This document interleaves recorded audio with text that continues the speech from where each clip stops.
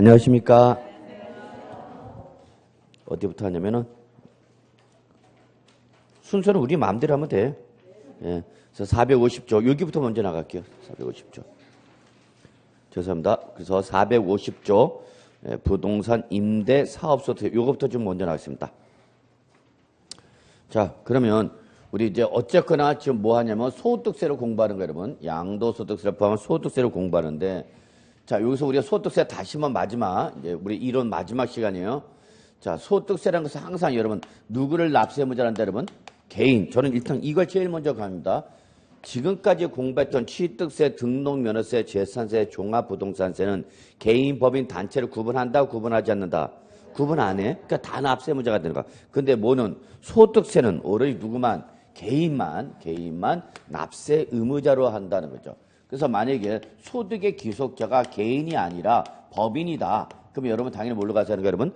법인세로 가셔야 하는 거예요. 그래서 여러분 나중에 공인중개사가 돼서 개업을 하실 때 개인 사업자로 하면은 뭐가 부과되는 거고 소득세로 부과되는 거고 법인 사업자로 하면 뭐가 부과되는 거예요, 여러분? 법인세가 부과돼요. 그러면 똑같이 소득인데도 소득세로 과세할 때와 법인세로 과세할 때 보면은 기본적으로 법인세 세율이 낮습니다. 그래서 여러분 어느 정도 개업을 하셔서 자리를 잡으면은 빨리 법인으로 전하는 것도 나쁘지는 않아요. 물론 세금 측면에서만 저는 말씀드린 거고요. 그래서 어쨌거나 개인만이 납세물을 부담하고 요 개인의 뭐를 여러분 소득, 개인의 소득을 과세 대상으로 합니다. 그렇죠. 개인의 소득을. 자, 요 개인의 소득을 과세 대상으로 해서 부과되는 국세가 바로 뭐다고 여러분? 국세, 소득세인 거죠. 자, 그럼 여러분 여기서 제가 강조하고 싶은 건 이건데, 즉 소득이란 것은 소득세법에서 과세 대상이 되는 소득은 뭐를 말하냐? 자, 소득세는 특징 첫 번째, 매년 얘는 1월 1일부터 언제까지? 12월 30일, 몇 년? 1년. 그래서 1월 1일 달력을 펼쳐갖고 달력 1월 1일부터 요이 땅 해갖고 언제까지? 12월 31일 종료가 돼서 우리 종로, 보신각 타종할 때까지. 그래서 몇 년 동안에? 1년 동안이죠. 1년 동안에 발생한 무슨 금액에서? 총수익 금액. 총수익 금액에서 이 총수익 금액을 얻기 위해서 희생된 뭐를 여러분? 필요 경비를 뭐한 금액이죠, 여러분? 뺀 금액이죠. 여러분이 공인중개사가 돼서 중개하셔서 수수료 받았어. 수수료를 받아갖고 여러분이 수수료가 뭐가 되는 거예요, 여러분? 총수익금액. 수익금액인데 1년치를 합한 거다. 그래서 총이 붙은 거야. 건별 수익금액에 대한 총액이죠. 여기서 뭘 빼라고요, 여러분? 필요경비를 뺀 거죠. 그러면 이때 총수익금에서 필요경비를 뺀 것이 자 크다. 총수익금에서 필요금을 뺀 금액이 양수다. 그러면 이거는 우리 과세 대상 뭐라고 그러는 거고, 여러분? 소득. 이게 과세 대상 뭐가 되는 거다고? 소득. 내가 100을 벌어들였는데 그에 대한 비용이 80 들어갔다니죠. 그럼 얼마 벌었어? 20. 그럼 우리 소득세법은 바로 요 20을 과세 대상으로 하는 거다는 얘기죠. 그런데 말입니다. 이렇게 됐대요. 총수익금 얼마인데? 100인데 필요경비는 130이 들어갔대. 그러면 여기는 손실이 발생했죠? 자, 이거를 우리는 뭐라냐? 이걸 뭐라죠, 여러분? 결손금. 결손금은 뭐 나온 거야, 여러분? 마이너스.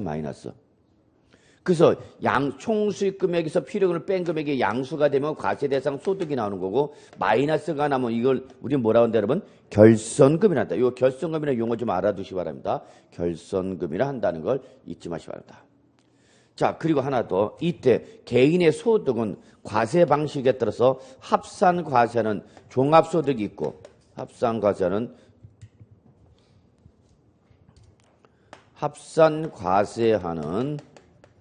무슨 소득과? 종합소득이 있고,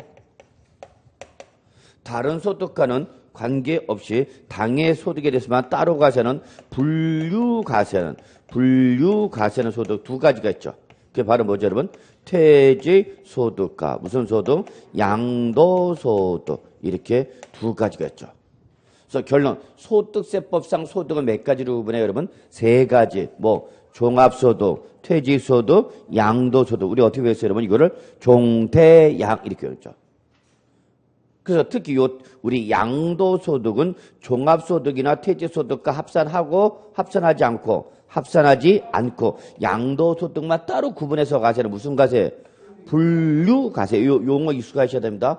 분류과세입니다. 분리가 아니라 뭐다고요? 분류죠. 그래서 결론은 소득세법상 소득은 종합소득세 부과되는 종합소득세와 퇴직소득에 대해서 부과되는 퇴직소득세, 양도소득에 대해서 부과되는 뭐 여러분? 양도소득세 이렇게 세 가지로 구분하는 거죠. 세 가지로. 이때 특히 같은 성격이 띠고 있는 소득은 합산 과세는 이 종합소득은 그 성격에 따라서 소득의 성격, 원칙, 유형에 따라서 6가지를 구분하는데 첫째, 이자소득, 두 번째, 배당소득, 세 번째, 사업소득, 네 번째, 근로소득, 다섯 번째, 연금소득, 마지막 여섯 번째 뭐죠, 여러분? 기타소득 이렇게 6가지를 구분하죠. 그럼 뭐 여러분이 뭐 살아온 인생에 짬밥이 있어서 딱 보면 요거 이자소득, 요거 배당소득, 사업소득, 근로소득, 연금소득 뭐 대충 어떤 소득이겠구나라는 걸 다 알 수 있는 거죠, 뭐 여러분. 자, 그래서 이렇게 그 종합소득세는 다시 몇 가지로 구분하냐면 이자소득, 배당소득, 사업소득, 근로소득, 연금소득, 기타소득 몇 가지 여러분? 6가지. 요 종류와 순서는 기억해 두셔야 돼요. 이제는 기억해야 돼요. 왜? 나중에 요걸 써먹을 때가 있어요. 그래서 요 종류와 순서를 어떻게 외우냐? 앞글자 따서 이배사, 근연기 이렇게 외우는 것도 하나의 요령이에요. 실제 저희 공부할 때도 이렇게 외웠어요. 이배사, 근연기. 네, 그래서 어떻게 한다고요? 이배사, 근연기요. 그러면 되죠 뭐. 자, 그러면 이때에 여러분이 하나 주의할 거는 그냥 알아만 두세요. 요 이자소득과 배당소득을 합해서 뭐라고 한다? 요거를 금융소득이라 합니다. 그래서 금융소득이라. 제가 이걸 굳이 얘기하는 것은 이게 또 어디서 나와요. 나와있기 때문에 그래. 그래서 금융소득은 이자소득과 배당소득을 합한 것을 바로 뭐라고 그러고? 금융소득이라고. 이때 소득세법상 다른 소득과 합산해서 종합과세는 금융소득은 전액이 아니라 2천만 원을 초과할 때만 과세입니다. 2천만 원을 초과하는 금액만 종합과세하고 나머지는 14% 분리과세입니다. 기본적으로. 그래서 여러분 은행에서 이자 예금하고 이자 받으면 뭘 지급하죠? 아니지. 은행에다 예금하면 뭘 받아? 이자. 그럼 은행에서 이자를 지급할 때 이자에 대한 뭘 떼고죠? 소득세 떼고죠. 이때 그 소득세 과세를 종결시켜버리는 것이지 일단 분리과세.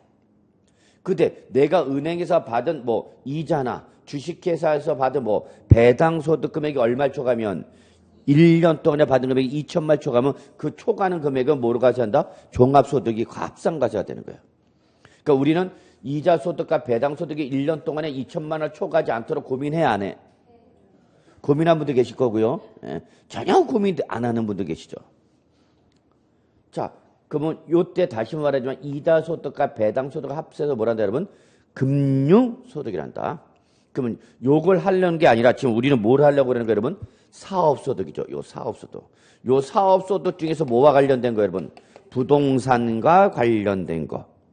그럼 부동산과 관련된 거 보면은 첫째 부동산 뭐? 임대업이 있죠. 임대업. 그 다음에 또 뭐가 있죠 여러분? 부동산 매매업이 있죠. 또 요 부동산 중에서도 주택이죠. 요거를 신축해서 파는 거죠. 주택 신축 판매업. 이때 여러분 우리 세법에서는 부동산 임대업이나 부동산 매매업은 우대 대상일까 규제 대상일까? 우리 세법은 규제 대상입니다. 규제 대상. 왜? 불로소득적 성격이 강하기 때문에. 그런데 예외적으로 주택 신축 판매업은 우대일까 규제일까? 요거는 우대야. 우대. 목적물이 뭐죠? 주택이기 때문에 그래, 주택. 그럼 주택을, 자, 그것도 뭐야? 신축. 그러니까 이거는 주택의 신규 공급이 일어나는 거죠. 그럼 여러분 학교에서 배우셨잖아요. 수요와 공급에서 신축은 공급, 신규 공급이죠? 그러니까 공급 곡선에 뭐가 일어나? 공급 곡선 자체 이동이야? 공급 곡선상의 이동이야? 이동이야. 신규 공급이니까 공급 곡선의 우하향 이동이 일어나죠. 우하향 이동이 나니까 가격은 어떻게 되고 떨어지고 거래량은 증가되는 거죠. 그러니까 이거는 우대하는 거죠. 많을수록 그만큼 주택 공급량이 늘어나니까 주택 가격이 어떻게 되니까 떨어지죠. 그러니까 우리 세법상 우대 규제. 얘는 우대돼. 근데 단순한 부동산 매매는 요 투기로 보는 거죠. 그래서 요거는 뭔데? 부동산 매매는 규제인데 요거는 주택 신축 판매 뭐 하기 때문에 우대하기 때문에 이렇게 구분합니다. 부동산 매매 사실 주택도 어디에 해당하는 거죠? 부동산이죠. 신축 판매도 매매에 들어가는 거죠. 그래서 원래 여기에 포함이 되는 건데 요 규제 대상에서 뭐는 주택 신축 판매 끄집어낸 거야. 끄집어낸 거야. 넌 나 따로 나와. 너는 우대해 줄게. 그 얘기죠. 뭐. 자, 그래서 예전에 요 부동산 매매나 주택 신축 판매, 특히 부동산 매매비 나면 얘는 반드시 나올 수밖에 없어. 근데 우리 공인중개사 시험에는 자주 나오는 부분은 아니에요. 그래서 예전에 과거에 뭐 시험에 한 2번 정도 나온 적은 있어. 그렇지만 그거는 뭐 무시해도 큰 무리는 없을 것 같아요. 그래서 우리 시험 대비는 일단 무시해도 괜찮아요. 책에는 있어요. 책에는 있는데 나중에 시험 보기 전에 한 번 정도 그때 잠깐 한번 보고 그 전까지는 보지 마세요. 그러나 부동산 뭐는 임대업은 한 문제 정도 나온다 그랬죠. 한 문제 정도 나온다. 매년 나오진 않아 얘는. 매년 나오진 않지만 출제 가능성이 그래도 나왔다 안 나왔다 나왔다 안 나왔다 안 나왔다 나왔다 이렇게 나오니까. 그래서 작년에는 안 나왔어요. 재작년에는 나왔어요. 그리고 그전 2년간 안 나왔어요. 그전 2년간 계속 한 문제씩 나왔어요. 그래서 일단 올해는 뭐 한 문제 정도 충분히 나올 수 있다. 그리고 올해 2019년도 새로운 규정이 개정되는 게 있기 때문에 여러분 우리 부동산 임대업 들어갑시다. 그다음에 퇴직소득세를 여러분 신경 쓸 필요 있어 없어? 없어요 여러분. 이거는 어찌 퇴직할 때 그 퇴직금을 지급하는 회사에서 이미 해당 퇴직금에 대한 뭐를 소득세를 완납적 원천징수해버리기 때문에 실제 별도로 퇴직자가 세무서 가서 요 퇴직소득세 신고 납부할 의무는 없어요. 이미 돈 받을 때 뭐 했으니까 세금을 다 뗐으니까. 그 다음에 우리 종합소득세 중에서 뭐예요 여러분? 부동산 임대소득. 그 다음에 뭐 양도소득세 요거 좀 하겠습니다라는 거죠 여러분. 자, 요거 보시고요. 자, 그래서 여러분, 요게 이제 450쪽부터 451쪽, 뭐 452쪽, 453쪽까지 해서 여러분이 좀 그냥 가볍게 보시면 되는 거고요. 자, 453쪽을 보시 바랍니다. 이제 453쪽. 그래서 지금부터 이제 우리 부동산 임대 사업소득이라는 내용 들어가 있습니다. 자, 그러면 이때 부동산 임대사업소득에서 우리가 정리할게요, 여러분. 3가지입니다. 임대사업소득. 자, 요거 한번 다시 한번 봅시다. 사업소득입니다. 여기 사업소득. 근데 어떤 사업이라고요? 부동산 임대란 얘기죠. 부동산 임대. 그래서 부동산 임대소득은 뭘로 가세하는 거야, 여러분? 사업소득으로 가세하는 거야. 이걸 왜 말씀드리냐면 예전에는 2006년 이전에는 요 부동산 임대소득 따로 그 다음에 사업소득 따로 구분해서 가세했어요. 그랬던 것이 이제는 부동산 임대업에서 발생한 거기 때문에 사업소득에 포함하여 가세합니다. 예전에는 요 부동산 임대소득을 따로 구분해서 요 이자소득, 배당소득과 합산해서 불로소득이라 해서 예전에 이거를 세대별로 합산 가세했습니다. 부부별로. 그러다가 요 부동산 임대소득과 이자소득, 배당소득을 부부 단위로 합산해서 가세했어. 왜냐면 부부지간의 명의 분산이 어려워. 쉽죠. 아저씨가 벌어온 돈을 다시 재테크할 때 재테크 소득 기술자는 누구 상대방 배우자 명의로 하면 되는 거죠. 그러니까 소득이 분산되거든요. 특히 분산하기 쉬운 게 바로 이거잖아. 자, 아저씨가 벌어온 돈을 내가 은행에다 뭐 하죠? 예금할 때는 내 명의로 하는 거지. 그럼 명의가 바뀌는 거죠. 그래서 이렇게 소득이 분산되기 때문에 예전에 이걸 부부 단위로 합산가지해서 부동산 임대소득. 예를 들어서 자, 아저씨는 회사 다녀. 근데 내가 상가 건물 하나 취득해서 내 명의로, 아저씨 명의 말고 내 명의로 상가 건물 취득해서 상가 임대 줘서 월세 받는 거야. 근데 그 돈은 어디서 나온가? 아저씨한테서. 그럼 원래 소득의 기술자는 한 명인데 이걸 2명으로 나눈 거죠. 그래서 예전에는 이자소득, 배당소득, 부동산 임대소득 요 3놈을 묶어갖고 부부 단위로 합산과세했어. 그랬더니 이게 헌법재판소에서 위헌 판결을 받았어. 왜? 우리나라는 부부 별산 제도를 인정하는 나라 아니냐. 부부 각자의 재산 소유를 인정해 안 해? 해죠. 아저씨 소득은 아저씨 거, 내 소득은 내 거. 요즘은 아저씨 거도 내 거지만. 그죠? 그래서 각자의 우리 재산소를 인정하기 때문에 요 헌법재판소 유언 판결을 받았습니다. 그래서 지금 이제 무조건 소득세는 무조건 누구별이야? 개인별, 소득자별이야. 부부 단위라도 합산 과세한다 안 한다? 안 해. 무조건 부부라더라도 무조건 각자 납세 의무자별로 개인별로 소득세 납세를 부담한다. 잊지 마시고요. 자, 그다음에 여기서 우리가 정리할 게 세 가지입니다. 첫째, 과세 대상. 부동산 임대 사업소득의 범위를 말하는 거죠. 두 번째가 우리 비과세와 뭐죠? 분리과세죠. 비과세와 분리과세. 셋째, 여러분이 이제 요즘 최근에 난이도를 여기서 어렵게 하죠. 여기에서는 거의 뭐 문제 낼 거 다 나왔기 때문에 장난치기가 좀 힘들지만 요즘 여기서 장난치죠. 바로 뭐냐면 부동산 임대 사업 소득금액 계산. 임대 사업 소득금액 계산이죠.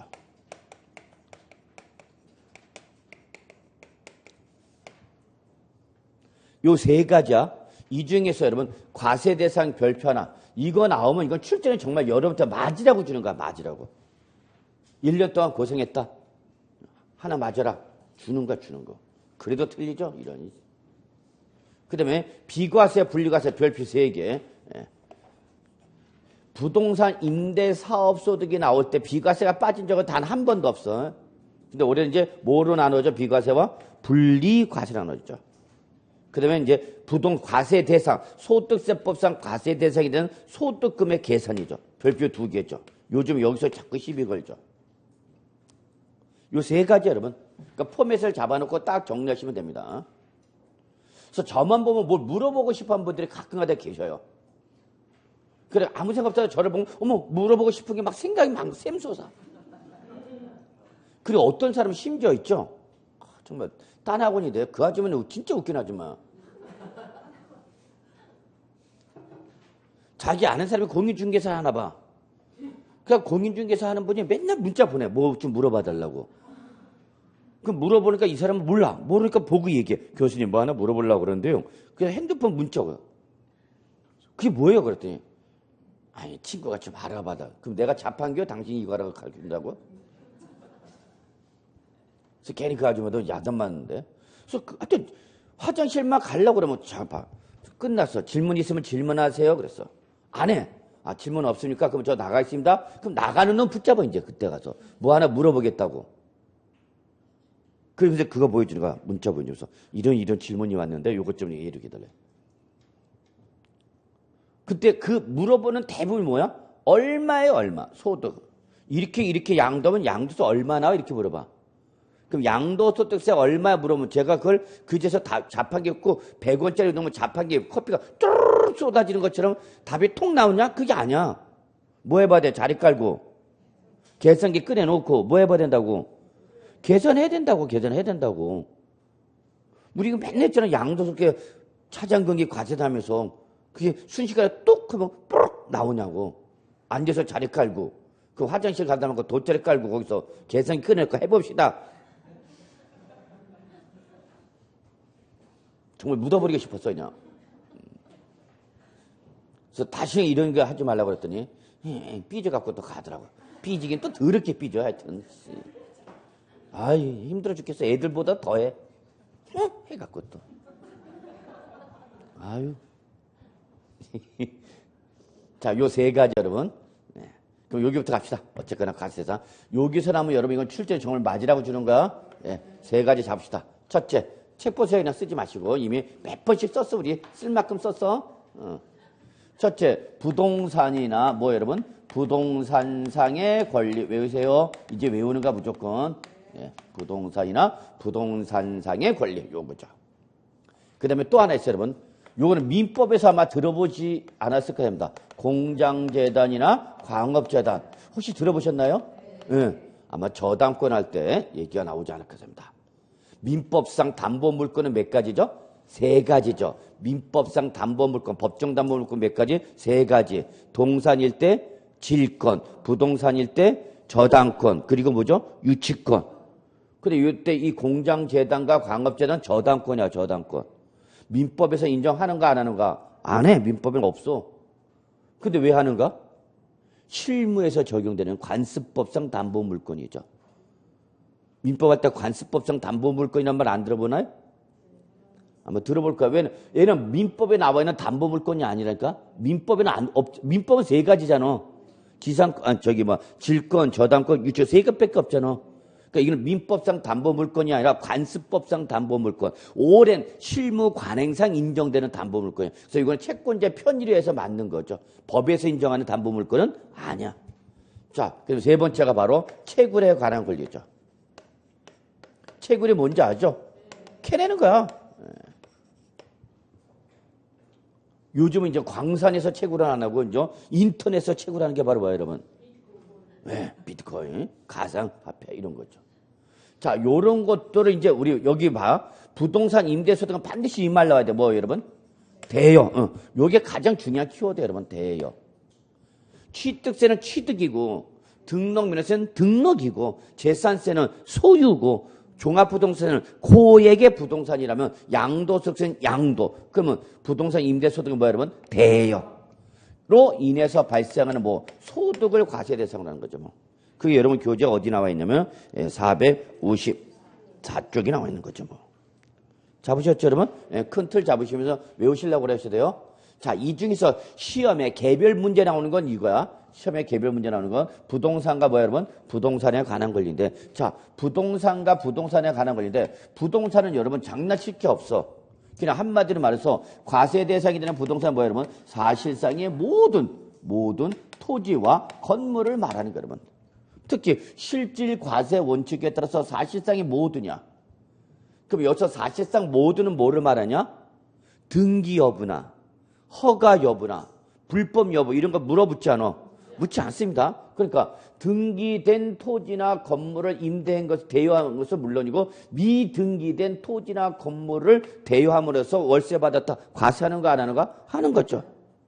또 건축법상 건축 허가를 받지 않은 뭐 무허가 건물 대여하고 월세 받았대. 과세한다 안 한다? 한다. 그 얘기야. 심지어 불법 건축물을 임대주고도 월세 받았다. 과세하는 거 안 하는 거? 하는 거죠. 그러니까 여기는 별로 출전이 장난칠 여지가 없어. 그래서 장난치면 어디서 장난치는가? 여기죠. 부동산상의 권리. 자, 이게 제일 중요한 거야. 네, 요거. 그러면 우리 과세 대상이 되는 부동산상의 권리는 두 가지로 구분할 수 있어요. 그러면 자, 매와 같이 뭐죠? 전세권과 임차권. 네. 자, 이거 전세권과 임차권. 그리고 또 있죠. 뭐가 있죠? 지상권과 지형권. 이게 중요하죠. 이게.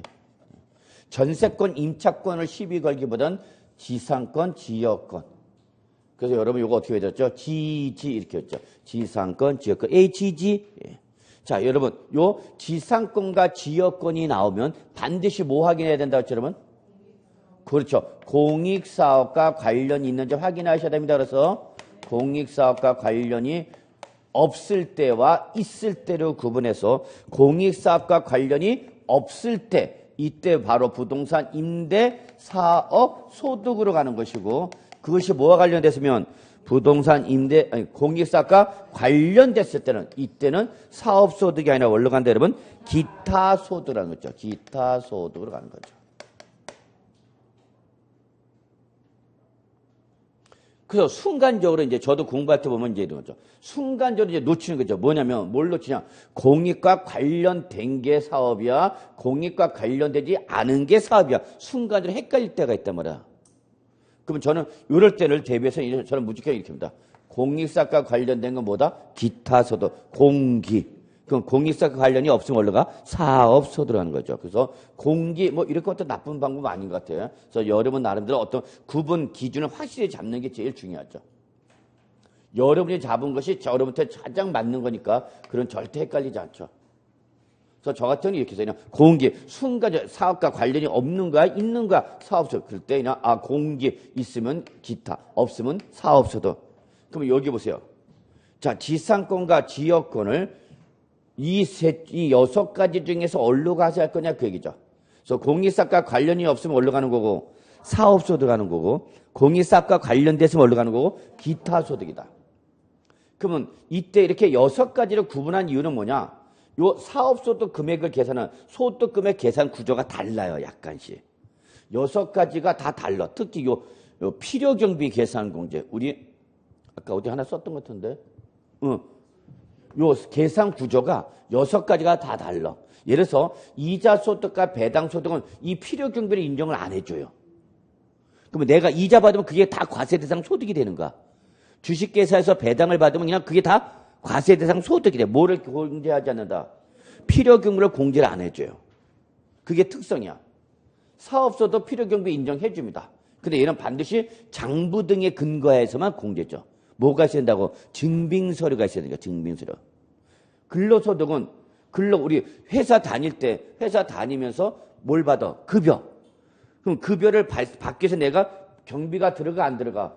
들어가죠. 출퇴근 경비 밥값도 들어갈 것이고 또 술값도 들어가야 되나? 남자는 술값 들어갈 수밖에 없어. 그래서 우리나라는 이상하게 어떤 공적 관계에서 일을 수행하기보다는 사적 관계에서 일을 수행하는 거 더 좋아합니다. 저도 그래요. 공적 관계를 일하려면 참 힘들어. 모든 일이. 근데 뭘로 가면 사적 관계로 가면 한 방에 해결되는 게 또 일이잖아. 그러니까 사적 관계 중시하죠. 어쨌거나 필요하죠. 그래서 요거를 이때는 인류적 장부를 기장해 못해. 내가 회사 다니면서 오늘 점심값 4,500원, 6,000원, 교통비 3,000원 이런 걸 일일이 다 기재하고 증빙서를 받아 못 받아? 못 받죠. 그래서 이거는 인류적 획일적으로 해줘. 이런 식으로 계산 방식이 다 달라. 기타 소득은 필요 경비를 입증하기가 힘들어. 증빙서류가. 그럼 예를 들어서 이거죠. 복권 당첨됐어. 로또 당첨됐어. 그래서 20억을 받았어. 오, 예. 그러면 이제 무조건 잠수야? 무조건 잠수입니다, 여러분. 한 1, 2년 사라져야 돼. 잠수해야 돼, 여러분. 오픈하지 않는 이상은. 그러면 20억 들어가기 위해서 내가 로또 샀어, 안 샀어? 샀죠. 얼마 들어갔어? 근데 그게 사람마다 다 다르죠. 그렇잖아.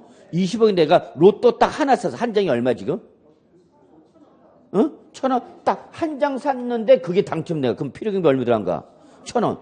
나는 10,000원치 샀어. 그럼 10,000원이죠. 근데 나는 여태 한평생 지금 현재 들어갔어. 그래서 3억원치 샀어 여태.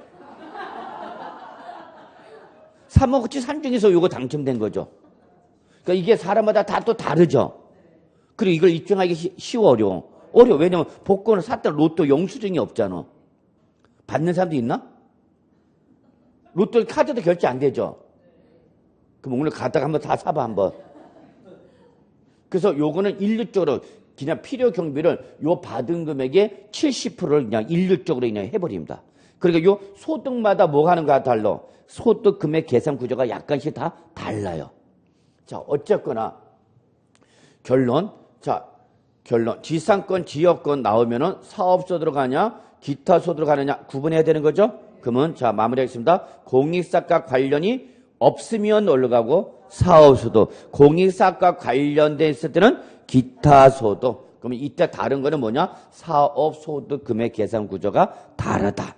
기본적으로 얘는 반드시 장부에 기재해야 되는 거죠. 사업소득은. 자, 요거 보시면 돼요, 여러분. 됐고요. 요거는 이나 제목만 보시면 되고요. 시험에 나오는 게 뭐냐면 이제 어디 보시나 455쪽에 여러분 박스 보세요. 참고. 요 기본 통칙 내용도 시험에 나옵니다. 자, 밑줄 칩시다. 1번 자기 소유 부동산을 타인의 담보물로 사용하게 하고 그 사용 대가를 받는 것. 밑줄 쳤어요? 이미 쳐져 있잖아 벌써. 그 다음에 2번 부동산 매매업자 또는 건설업자가 판매를 목적으로 취득한 토지 등의 부동산을 일시적으로 대여하고 얻는 소득. 이것도 다 과세 대상이죠. 3번 광고용으로 토지나 가옥의 옥상 또는 측면 등을 사용하게 하고 받는 대가. 요 1, 2, 3 이것도 다 과세 대상 소득으로 본다 안 본다? 본다. 됐어. 여기까지만 보시면 돼요. 과세 대상 끝. 요 정도면. 자, 비과세 갑시다. 자, 현행 소득세법상 비과세는 여러분 두 가지가 있습니다. 두 가지. 자, 첫째, 소득세법상 비과세. 첫 번째가 바로 뭐죠? 전답이죠. 뭐? 전답. 즉, 논밭을 작물 생산에 이용하게 하면서 발생한 소득인데, 요 전답을 작물 생산에 이용하게 하면서 발생한 소득은 지방소득세로 과세가 됩니다. 지방소득세로 과세가 되기 때문에 이때는 이중과세가 되는 걸 방지하기 위해서 국세인 소득세는 과세를 한다 안 한다? 안 한다. 비과세죠. 소득세는 과세를 안 하고 뭐로 과세하겠다? 지방세법상 지방소득세로 과세하겠다는 얘기입니다. 그래서 이거는 시험과는 관련이 없어요. 시험에 나오는 거 바로 그거죠. 몇 주택? 1주택. 1주택을 뭐 하는 자? 소유하는 자의 주택 임대소득이죠. 이게 시험에 나오는 거죠. 예, 비과세 대표죠.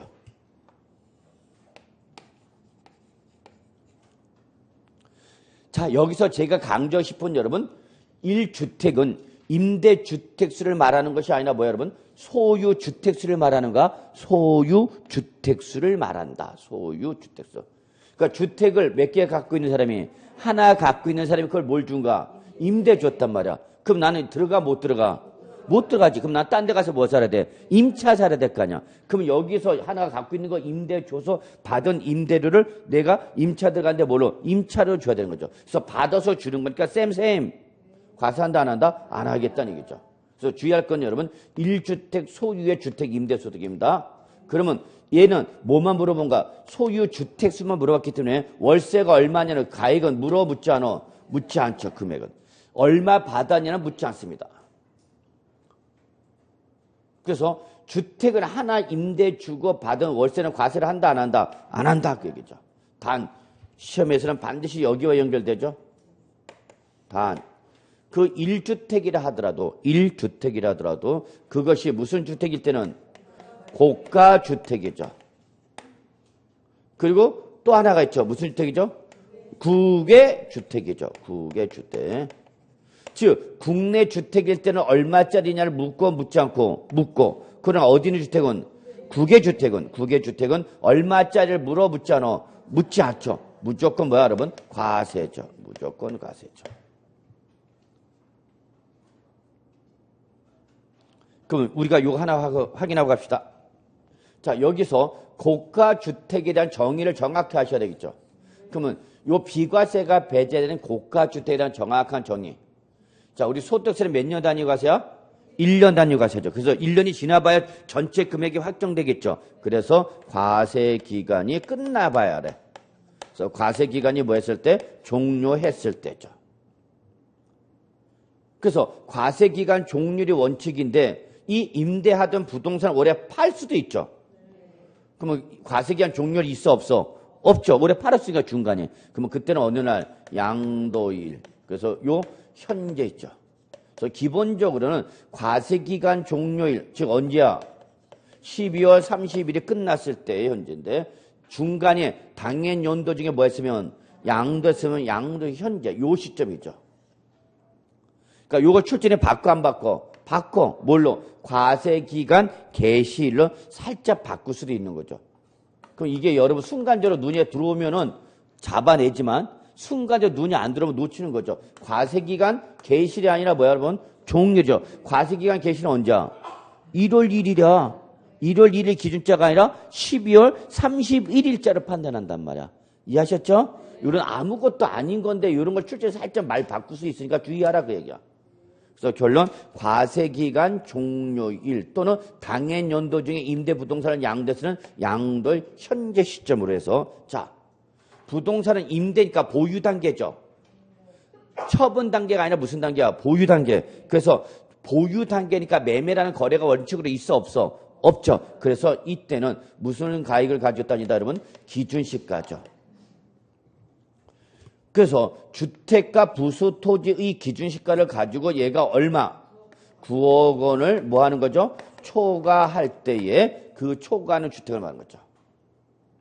근데 여러분 아시다시피 9억 원 초과는 이미 우리 어디서 봤었어요, 여러분? 양도소득세에서 봤었죠. 양도소득세도 고가주택 나와 안 나와? 나오잖아. 비과세 배제 대상이잖아. 그러니까 고가주택은 무조건 부동산 임대사업소득이나 양도소득세 비과세 배제 주택이죠. 무슨 주택이니까? 고가주택이니까. 그런데 양도소득세에서 고가주택은 9억 원 초과는 임대사업소득과 똑같은데 뭐가 달라져 여러분? 양도세는 이게 기준시가가 아니라 여기는 뭐다? 실지거래가의 기준이다. 요게 차이점이죠. 자, 다시 한번. 부동산 임대사업소득의 고가주택과 양도소득세 고가주택은 둘 다 얼마 초과를 말하는데 9억 초과를 말하는데 자 잡아 부동산 임대사업은 보유 단계야 거래 단계가 아니까 실지 거래가격이 있어 없어? 없어. 그래서 무슨 가격 가지고 따지고 기준시가고 양도세는 지금 양도했잖아. 팔았잖아. 팔았으니까 거래가격이 있어 없어? 있죠. 그러니까 여기는 무슨 가격 기준? 실가. 요거 좀 확실히 잡아두시 바랍니다. 그래서 다시 한번 마무리하는데 둘 다 고가주택은 9억 초과는 맞는데 부동산 임대사업소는 기준시가 기준이고 양도세는 무슨 가에? 실가 기준. 요게 차이점이라는 거 확실히 구분 정리해 주시기 바랍니다. 그래서 마무리하겠습니다. 국내에 있는 주택은 과세기간 종료제 기준시가 얼마 초과하면 9억을 초과하는 고가주택일 때는 1주택 임대소득이라도 비과세를 적용하지 않고 과세. 그렇죠. 자, 두 번째 합시다. 무슨 주택이죠, 이제? 국외 주택이죠. 그럼 국외 주택은 특징. 얘는 가액 불문, 무조건 비과세, 배제, 무조건 과세죠. 그죠? 첫째, 얘는 가액 불문, 무조건 과세. 무조건 과세죠. 9억이냐, 9억 미만 이하냐를 묻는다고요? 안 묻는다고요, 여러분? 안 묻는다고. 가액 불문, 무조건 과세입니다. 근데 두 번째, 요거 놓치면 안 되죠. 국내 주택수를 계산할 때는 국내 주택수, 국내 주택 몇 개 갖고 있어? 이 국내 주택수를 계산할 때는 요 국외 주택은 포함한다, 포함하지 않는다? 포함하지 않는다고. 그래서 요 국외 주택의 특징. 그래서 국외 주택은 가액 불문 무조건 과세. 그 대신 국내 주택수를 계산할 때는 요 국외 주택은 포함한다, 포함하지 않는다? 포함하지 아니한다. 자, 예를 들어 볼까요? 이게 무슨 말인지. 자, 갑씨가 A주택과 B주택 두 개를 갖고 있네요. A주택과 B주택 두 개를 갖고 있습니다. 근데 요거는 국내를 소재하고요. 국내 소재하고요. 요거는 국외에 소재합니다. 자, 물론 요것 임대 줬고요. 그래서 임대 줘서 월세를 받습니다. 요거 역시 임대 줘서 월세 받습니다.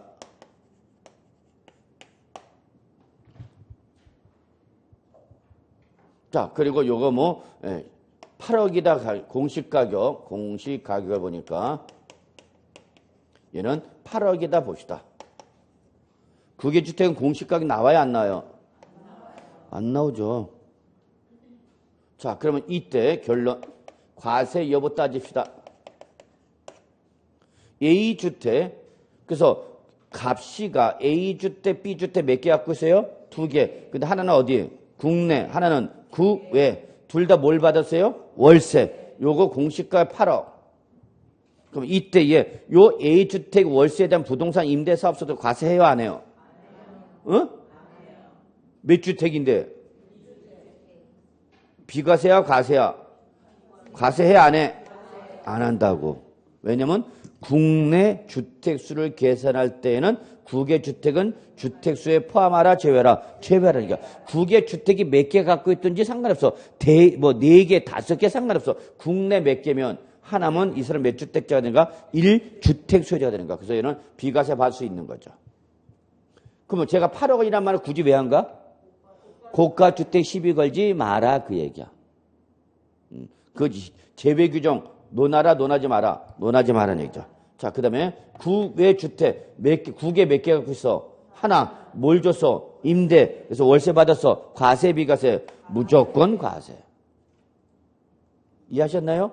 요거 지금 국외 주택 의미 설명드린 겁니다. 요거는 양도소득세 똑같은 개념입니다. 양도소득세도 동일합니다. 요거는 요 개념은 양도소득세에서도 1세대 1주택 갈 때 1주택은 어디 있는 것만? 국내에 있는 것만 하나 하면 되는 거고 국외주택은 논한다, 논하지 않는다? 논하지 않죠. 그 대신 국외주택은 무조건 과세가 되는 거죠. 단 그 자는 양도세 계속해서 국내 몇 년 이상? 5년 이상 국내 주소를 둔 자만이 납세물이다. 그래서 양도소득세도 요 개념은 똑같다라는 걸 잡으시고요. 됐어요. 그럼 이거 끝이야 뭐. 이제 분리과세죠. 요게 이제 올해 신설된 거죠. 작년까지 뭐였다가 비과세 대상이었다. 올해부터 14% 분리과세인데 그게 바로 뭐죠, 여러분? 소규모 주택 임대소득. 소규모 주택 임대소득이죠. 이놈은 자 14%이 무슨 과세와 분리과세와 종합과세 중 납세무자가 선택할 수가 있습니다. 자기한테 유리한 방향으로 14% 분리과세를 선택하거나 그냥 종합과세 둘 중에 하나를 선택할 수 있습니다. 이때 14% 분리과세가 일반적인 겁니다. 그리고 종합과세는 예외적인 겁니다. 그래서 기본적으로는 뭘 선택하는 게 유리한가? 14% 분리과세가 유리합니다. 14% 분리. 근데 예외적으로 종합과세가 유리한 때도 있어. 유리한 때도. 얘가. 좀 이따 설명드리고요. 여기서 반드시 기억할 게 이거죠. 소규모 주택임대소득 할 때 이 소규모가 얼마냐? 반드시 기억해 두시죠. 여기서 소득은 해당 과세 기간 동안, 즉 1월 1일부터 12월 31일 동안 해당 과세 기간 동안 요 주택의 임대로 인한 수익 금액이 얼마? 2천만 원 이하죠. 2천만 원 이하. 요거 꼭 기억해야 됩니다. 2천만 원 이하죠. 2천만 원 이하. 임대료가 발생하기는 발생했는데 그것이 큰 금액은 아니다는 얘기죠. 소규모. 얼마? 연 2천만 원 이하. 2천만 원 이하야, 여러분. 그러니까 월 200은 못 받는 거죠. 월 200을 받으면 1년에 얼마인데? 2,400인데 요거는 2,000이니까 뭐 월 200은 못 받네요. 100은 넘어가는 것 같은데. 그죠? 자, 이렇게 1년 동안에 받은 임대로 인한 수익 금액의 합계가 얼마면 2천만 원 이하인 소규모 주택 임대소득은 14% 분리과세 종합과세인데, 자, 여러분 주의. 얘는 지금 소규모 주택일 때는 주택수는 물었어, 묻지 않았어? 예, 여기는 주택수 묻지 않습니다. 그럼 거꾸로 1주택일 때는 총수익 금액 물었어, 안 물었어? 안 물었죠. 얘는 주택 수만 따진 거고요. 얼마를 받았어? 라고 물어묻지 않아. 묻지 않아. 소규모 주택 임대는 거꾸로 주택수는 물어묻지 않아. 묻지 않죠. 얼마 받았어만 묻죠. 얼마 받았어.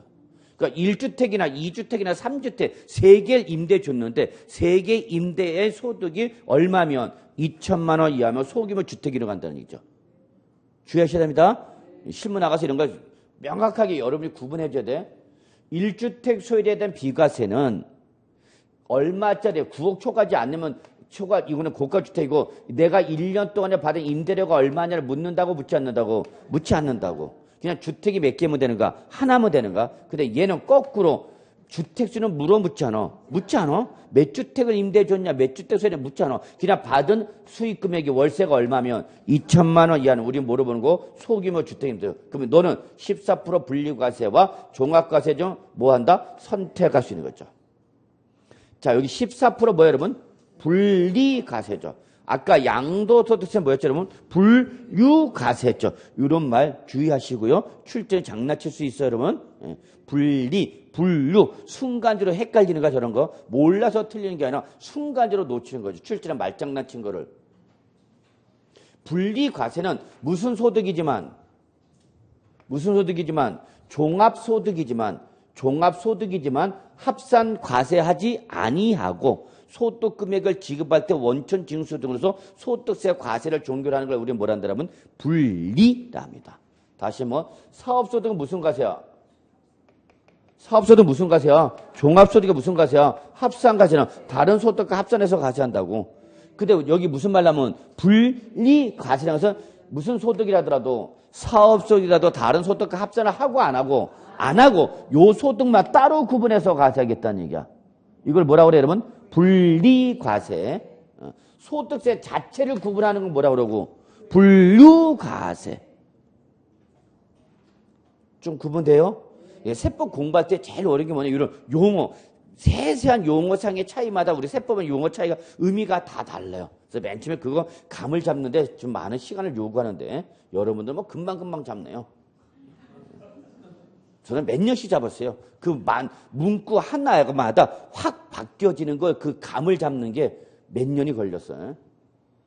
그래서 세법은 용어 하나하나마다 상당히 달라지기 때문에 용어에 대해서 상당히 민감하게 반응을 하셔야 되는데 실무 나가면 실무 나가면 세법을 정상으로 공부를 하신 분들이 아니기 때문에 이 용어상의 혼동이 많이 받으면 대충 씁니다. 그래서 그럴 때마다 저는 이제 좀 약간 짜증을 내는데 똑바로 안 하냐고. 자, 그러면 소규모 주택 임대소득 얼마 이러면 1년 동안 받은 금액이 임대가 2천만 원 이하 때는 뭐 14% 분류과세. 그러니까 얘는 임대소득이면 어디에 사업소득에서 다른 소득과 뭐 해야 되지만 합산 과세내지만 2천만 원이면 따로 합산하고 안 하고 안 하고 너 따로 나와. 그래서 너는 따로 얼마로 과세했다는 얘기야. 14% 따로 과세하겠다는 얘기야. 14%로. 그런데 뭐가 있어요, 여러분? 종합과세 할 수도 있대.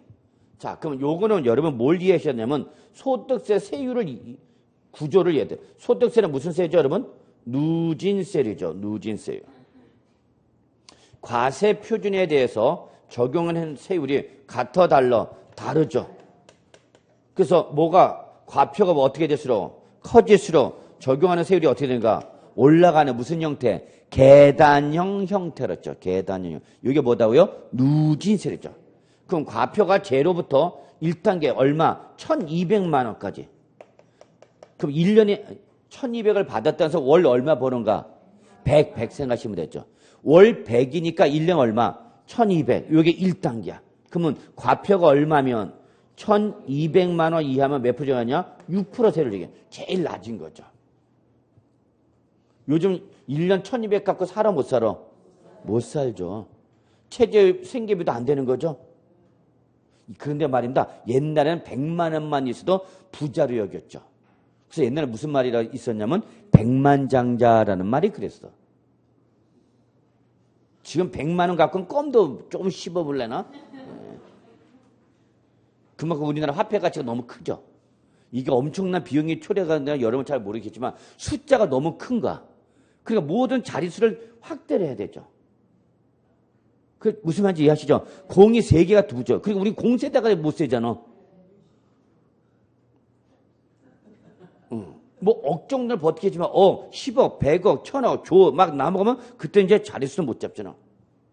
그래서 이거 요즘 뭐 문제가 되기도 하고 있는데 뭐 그런 일은 없다 그러는데 모르죠. 자, 그 다음에 2단계 얼마? 4,600만 원까지. 그래서 1,200을 초과해서 4,600만 원까지 몇 프로 세율 정하는 거예요, 여러분? 15%. 1,200까지는 몇 단계? 1단계는 몇 프로? 6%. 2단계 1,200을 초과해서 얼마까지는 4,600만 원까지 몇 프로? 15%. 4,600을 초과해서 8,800까지 이제 몇 프로? 예, 24%. 그 다음에 위에 뭐 35%, 38%, 40, 42%. 그래서 소득세는 최저 몇 프로부터 출발해서 6%부터 출발해서 최고 42%까지 몇 단계? 7단계 초과 누진세래요. 그럼 여러분 여기 잘 보세요. 자, 우리 소규모 주택은 얼마까지 했죠, 여러분? 2천만 원까지 했죠.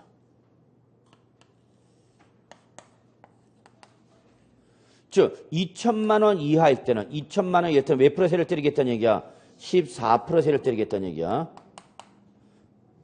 그러면 자 보세요. 2천만 원을 뭐 하면 초과하면 몇 프로 세를 적용받아? 15%. 그 다음에 더 올라가면 4,600 초과하면 24%. 점점 커질수록 나는 몇 프로짜리? 14%짜리 분리과세를 선택하는 것이 유리한 거죠. 15%, 24%, 35%, 38%, 40%, 42% 적용 대상일 때는 뭘 선택하는 게 유리한 거고 14% 분리과세 선택이 유리한 거죠? 이해하시나요? 무슨 말인지? 1,200을 초과하는 순간부터 세율이 몇 프로가 된다 그러면 15% 세를 적용받게 된단 말이야. 그래서 그 이유는 1,200만 원 이후로부터는 이제 6%부터 출발해서 6% 초과해서 몇 프로?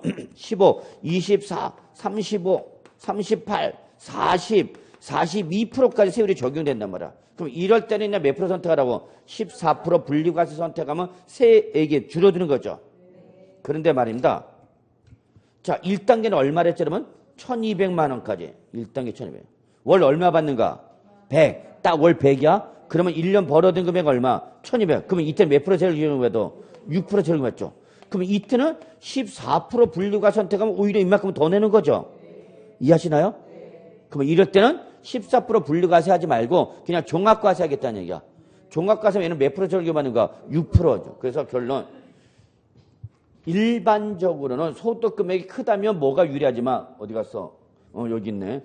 14% 분리과세가 유리하지만, 과표가 얼마 이하가 나면 1200만 원 이하, 월 100도 안 되면, 그때는 분리과세보다 뭐가 유리하다? 종합과세. 왜 유리한가? 이때는 몇 프로 적용받으니까? 6%세를 적용받으니까. 이해하세요? 그래서 요걸 가지고 14% 분리과세 말고도 왜 종합과세가 있는지를 여러분이 이해를 하시고 이런 걸 임대업자한테 설명해 줄 수 있어야 되겠죠. 여러분이 요거는 못해. 뭐는?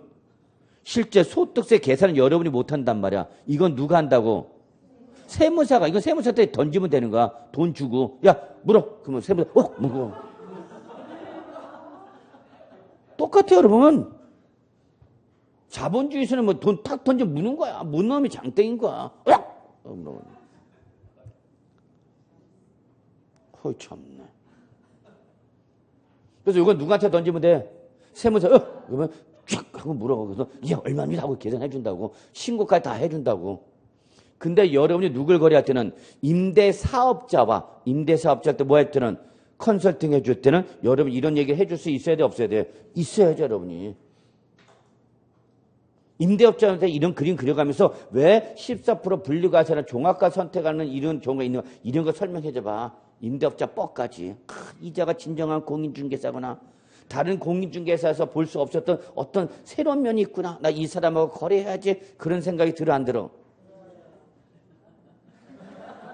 헐 참네 진짜라니까. 여러분 생각해봐. 가서 사무실 들어가봐. 뭐 물어보면 맨날 이놈 공인중개사는 어디 이렇게 전화만 걸어. 지가 대답을 못 해주고. 그래서 또 웃긴 말은 그렇게 알 필요도 없대 또 자기네가. 아이고 참. 뭐 한평생 중개만 해라 그래 진짜.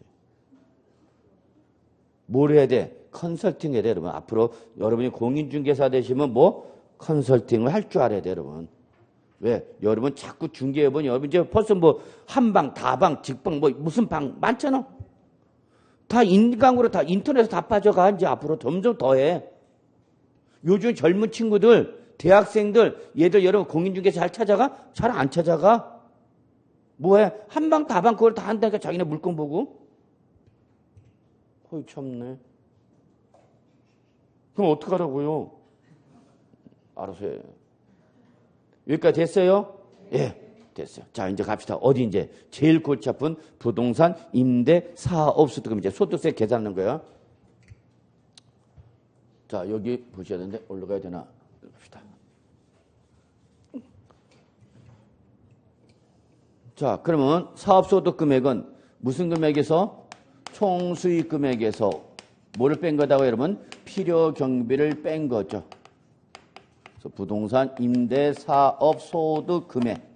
우리 소득세법에서 이렇게 금액이 붙으면 끝자에 뭐가 붙으면 금액이 붙으면 과세가액으로 확정된 금액이 됩니다. 그냥 사업소득이라는 의미와 사업소득 금액이라는 의미는 같은 말이다 다른 말이다. 다른 말이에요 여러분 우리 세법에서는.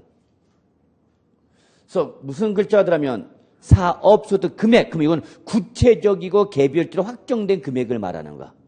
그냥 사업소득 그러면 그냥 약간 추상적 개념이라면 사업소득 금액 그럼 이거는 소득세법에 따라서 뭐한 금액이야? 계산된 금액을 말하는 거야. 아주 중요한 의미를 갖고 있어요. 그러면 이때 사업소득 금액은 뭐해서 1월 1일부터 발생한 뭐해서 총수익금에서 뭐 여러분 필요 경비를 뺀 거죠. 자 이때 시험에서는 요게 중요합니다.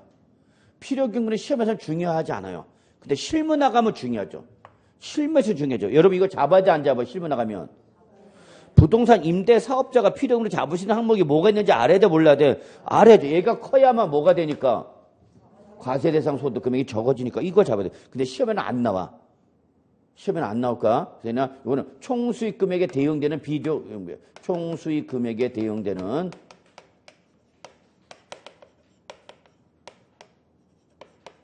비용을 말하는 거죠. 그래서 여러분 이거는 끝이야. 시험은. 그럼 시험은 여기서 물어봐. 총수익 금액은 뭐로 구성되냐? 몇 가지로 구성됐어요, 여러분? 네 가지. 그 중에서 여러분 제일 실수하는 게 바로 뭐냐면 임대료. 지금 뭐야? 월세 등이죠. 요게 과세 대상 소득이야, 이게. 이게 총수익 금액이야. 그러니까 내가 뭘 받으면 월세를 받으면. 근데 또 하나가 있죠. 뭐가 있냐? 간주 임대료인 게 있어요. 그럼 여러분 써져 있어요. 여기는 뭐라고? 임대료로 뭐 해서 간주해서 과세하겠다는 죠. 그 다음에 우리 임대료 외에 매달 받는 게 뭐야, 여러분? 관리비. 그러면 이때 여러분 잘 봐. 월세나 관리비나 누가 다 먹는가? 임대업자가 먹는 거죠. 임대업자가. 그러니까 임대업자한테 귀속이 되면 과세 대상이 되는 거고, 임대업자한테 귀속이 안 되면 과세 대상인가 아닌가? 아닌 거예요, 여러분. 임대업자의 수익 금액이 돼야 되는 거니까 임대업자가 먹어야 되는 거죠. 자, 그리고 일반적으로 발생하지 않지만 외부적으로 발생하는 뭐 여러분? 보험 차익. 이런 화재가 발생했을 때 화재. 임대도 안 되고 맨날 뭐 하고 있으면 적자 보고 있으면 공과율이 거의 100%다. 그러면 이제 이때는 확 불질러 버리는 거죠.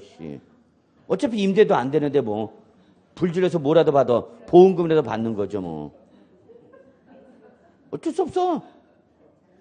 그래서 화재 보험 가입해 주세요. 자, 그럼 여기서 가장 기본적인 게 뭐냐면 월세야, 월세. 그리고 뭐죠, 여러분? 관리비죠. 자, 그러면 여러분 요거 간주임대료를 좀 이해를 하기 위해서는 요거까지 하고 좀 쉽시다. 자, 우리 부동산 임대는 크게 계약을 보면 두 가지로 구분할 수 있죠. 무슨 계약과? 전세 계약과 뭐 임대차 계약. 이때 전세 계약과 임대차 계약에 대한 법률적 관점은 어디서 배울 거고? 민법에서 배울 거고. 뭐 물권이야 채권이야 그럼 민법에서 하시고, 우리 세법은 이때 이 전세계나 임대차 계약에 따라 대가가 어떻게 구성되냐? 대가의 구성 보자고. 그러면 전세계를 맺으면 대가는 뭐로 구성되고? 전세금으로 구성되죠. 임대차를 가서면 뭐와? 임대보증금과 뭐 월세 등으로 구성될 수 있나요? 예. 자. 그러면 이 중에서 요 대가에서 임대업자가 먹는 건 뭐야? 임대업자가 먹는 건 뭐야, 여러분? 월세잖아, 월세. 월세 관리비 등이잖아. 그 대신 뭐는? 전세금과 보증금은 이거는 임대업자의 수입으로 잡히는가? 아니야. 이건 임대업자 뭐야, 여러분? 부채야, 부채. 이거는 월세는 임대업자의 뭐지만 수입이지만, 이거는 전세 기간, 알잖아요. 여러분 다 알잖아요. 전세 기간이 끝나거나 임대차 기간이 끝나면 목적물을 반환받는 조건을 주는 거죠. 목적물을 반환받아 돈 줄 거 아니야. 그러니까 이거는 임대업자가 잠시 임차인한테 받아서 뭐 하고 있는가? 관리하고 있는 거죠. 예치받고 있는 거죠. 그래서 기간이 끝나면 돌려줘야 되는 거죠. 그러니까 이건 임대업자 수입이야? 임대업자 수입이 아니야? 수입이 아니라니까. 이걸 자꾸 놓쳐. 시험 문제에서 출전에 함정이 넘어간다고. 전세금이나 보증금은 임대업자가 보관하고 있다가 기간이 끝나면 임차인한테 돌려줘야 되는 수입이 아니라 뭐다고? 부채다고, 부채. 이거 과세 대상 소득이 되는가 안 되는가? 안 된다니까. 이해하셨죠? 여기까지? 자, 그러다 보니까 똑같은 부동산인데 무슨 계약을 맺으면? 전세를 맺으면 과세 대상 소득이 이 사람 하나도 없죠. 그리고 뭘 받으면? 임대차 했는데 보증금을 이빠이 받으면 월세가 어떻게 돼? 줄어들죠. 그러니까 똑같은 부동산인데 그 계약 조건에 따라서 과세 대상 소득 금액이 달라지죠. 이해하시나요? 조건에 따라서 전세, 예전에 어떤 여기였던 것 같기도 하고 하도 여기저기 그러니까 한 62세 연세쯤 드신 분이 오셔갖고 갑자기, 그럼 할머니라고 그래야 돼? 아줌마라고 불러야 돼? 뭐라고 불러야 되나? 왜 호칭이 좀 애매해? 잘못 말하면 또 이게 기분 나빠하시고. 뭐라고 불러야 돼? 제가 부르면은 그분을 여사님이라고 그래야 되나? 응? 어떻게 이렇게 뭐라고 좀 불러야 되는데 저는 여러분은 응? 아주머니. 아줌마보다는 아주머니가 또 약간 호칭이 높은가? 고를 때가 좀 애매할 때가 있어. 그래서 제가 가끔 가다 실수할 때가 있어요. 제가 누굴 부르려고 그러는데 이름을 모르니까 아주머니 그랬는데 어머 저 시집 안 갔는데요. 그러면 이제 당황스러운 거죠. 간 건지 안 간지 내가 알 수가 없잖아. 아, 요즘 여자들은 정체불명의 여자들이 많아요. 결혼한 것 같아갖고 자녀가 몇이야 그러면 어머 아직 결혼 안 했어요 그러면 민망하죠. 그러다 또 결혼 안 한 줄 안 한 줄 알았더니 뭐 나중에 보니까 쌍둥이 엄마라고 그러진 않나? 그 얘기 왜 하는 거지 지금? 월세. 그래 애씨. 그래서 임대 조건에 따라서 과세 대상 소득이 달라지죠. 자, 요건 어느 정도? 그러면 형평을 유지하겠다라는 게 바로 뭐 여러분? 간주임대료죠. 그래서 뭘 받으면 전세금이나 보증금을 받으면 네가 은행에다 이걸 뭐 했으면 예금을 했으면 그에 대한 대가로 뭐가 나올 테니까 이자가 나올 테니까 요 이자 상당액을 뭐로 보겠다? 월세로 보아서 과세하겠다. 이게 바로 뭐 여러분? 간주임대료죠. 이해하셨죠 여러분? 예, 간주임대료야. 그래서 결국은 전세금이나 보증금 자체는 과세 대상이 아니지만 요거를 은행에다 예금했다라 가지고 가정에서 이자 상당액을 뭐로 봐서 월세로 봐서 과세를 하겠습니다. 이게 뭐 여러분? 간주임대료죠. 오케이? 자, 이제 시험에는 근데 문제는 이걸 안 물어봐. 간주임대로 물어보는 것이 아니라 이게 주택가, 주택 이외의 부동산으로 구분하셔서 자, 주택을 제외한 모든 부동산일 때는 무조건 간주임대로 계산한다 안 한다? 한다. 과세하는 거죠.